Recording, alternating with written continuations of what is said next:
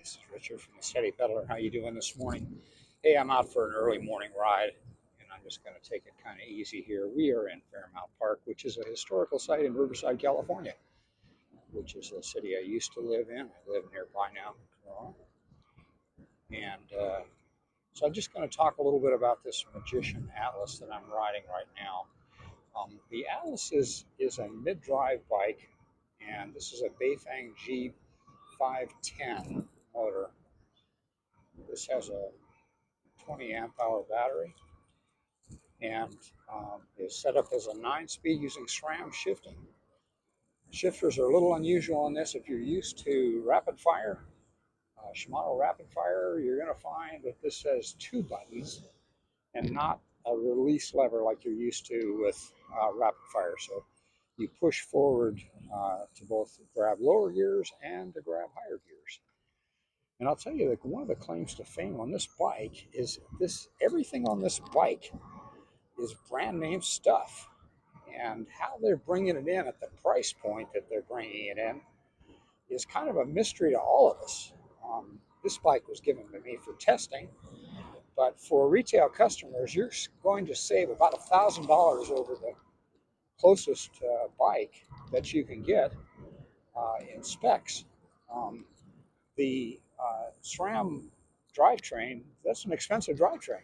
Even though it is just a 9-speed, it's a pricey drivetrain. And the G2 brakes are quad piston, and they are dynamite. I mean, they are very strong, and when you pull a lever into the handlebars, some brakes have a kind of a spongy feeling, like they're going to work, but you're not really sure sometimes. So, and it doesn't have to do with brake leading. It just has to do with the design of the brake calipers and handles and the whole system and the pads they're using. So on this bike, these quad piston G2s are very powerful.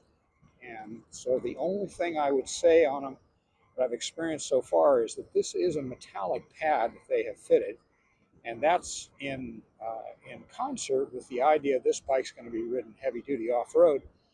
And I think for more casual riders, you probably end up maybe semi-metallic. I don't recommend ceramic anymore because ceramic brakes tend to just get eaten up so quickly. So we're going past the amphibious vehicle here on the side of the lake. World War II buffalo, I believe they call them. And so that pretty much circumnavigates the whole lake, and it gives you some facts on your Magician if you're thinking about getting one, or if you've already got one. It's a great bike. We got the dogs over here out for a walk. So I think this is going to be an excellent bike. I've made a couple of changes to mine. I have gone to a right-hand twist grip by Lucky, and I've gone to a Zoom suspension seat post. I'm sorry, let me recount that. I've gone to a Zoom dropper seat post, not suspension, because we've got dual suspension anyway with the RockShox on the rear. But this is a real nice way to go. I'm a 5'8" rider, 220 pounds, and over 70 years old, and former bike shop owner of 20 years. So I've ridden a zillion bikes in a lifetime, and this is definitely one of the best ones. Honestly, this is really great stuff. First mountain bike that was ever sold in Riverside was sold at my bike shop. It's a Law Wheel Night bike from the heritage of mountain bikes from the repack era. If you don't know what repack is, you can look that up in your mountain bike history.